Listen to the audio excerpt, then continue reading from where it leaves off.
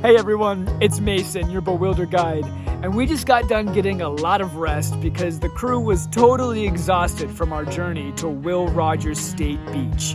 Dezi the Unicorn was especially exhausted because she literally just fell from the sky. But she's feeling a lot better, she's gotten some rest, and she's even remembered why she was sent here in the first place. You see, Dezi was sent here on her unicorn trials. Now I bet you're wondering what that is, because I did too. Apparently, when unicorns reach adulthood, they're sent through the stars to a new planet to help that planet become a better place. But this is kind of a huge mission, and Dezi has no idea where to start. She's totally overwhelmed. Luckily, Bezzi the Yeti had a great idea. She said, how about on our way home, we just stop at our favorite parks and help each of those parks become a better place.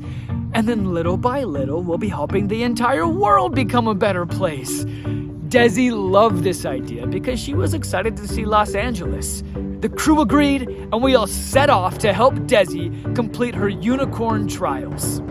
Our first stop was Topanga State Park. And here we are, Topanga State Park. Bless you, Dezi. Now this park is beautiful because spring has sprung. Bless you again. And now it's time for us to begin our unicorn trip. Are you okay? What's happening to me? Oh, what is this? You are sneezing. It's probably from all the pollen in the air. Pollen is a fine powder produced by certain plants to create seeds. Don't worry, Sid probably has allergy medicine. While Dezi deals with her allergies, let's talk a bit about the park. Topanga State Park is a massive natural reserve located in the heart of the Santa Monica Mountains. It spans over 11,000 acres. There are so many different trails and so many different things to see.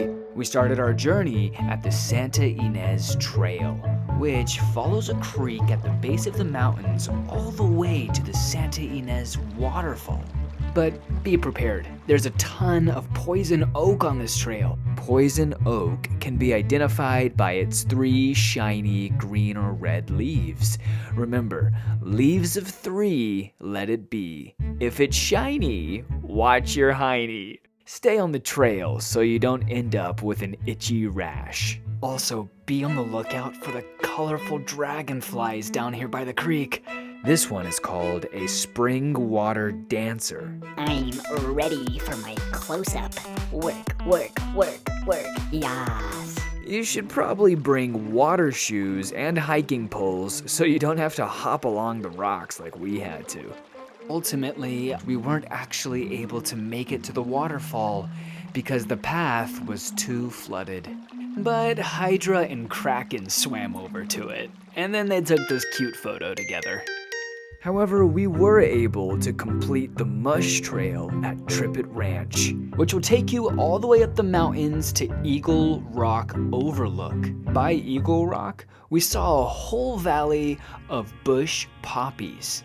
I mean, just look at how many. My jaw dropped when I saw all of them. These beautiful flowers are fire following, which means they thrive in areas that have just been burned.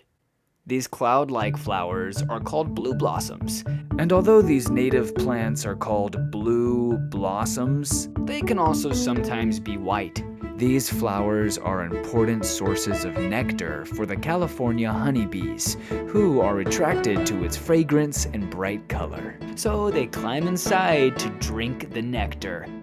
And then the bees use that nectar to create honeycombs like these. Talk about busy bees. Oh no, stay away. Dezi, no, don't swat at the bees. I know their stingers can be scary, but they are incredibly important to our ecosystem, and they must be protected.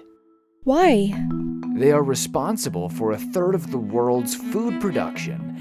This is because they are important pollinators, meaning as they drink the nectar from each of the flowers, they also carry pollen from plant to plant. And this helps the plants reproduce and multiply. So without bees, plants would stop multiplying and reproducing? That's right. However, bees aren't the only ones who pollinate. Other pollinators include butterflies, like this swallowtail that drinks nectar from flowers like milk parsley and thistle. And these Sarah orange tips can often be seen laying eggs in native mustards. But Chase noticed that these pollinators seem exhausted. Because of our city's rapid growth, there has been a lot of destruction of flora and fauna, so these pollinators are running low on troops and working twice as hard to spread the pollen. And once Dezi heard this, she wanted to help. It must be part of the unicorn trial. Then Dezi got an idea. Why don't we let them take a break and do some of the pollinating for them? What do you say? Come on, let's help them pollinate.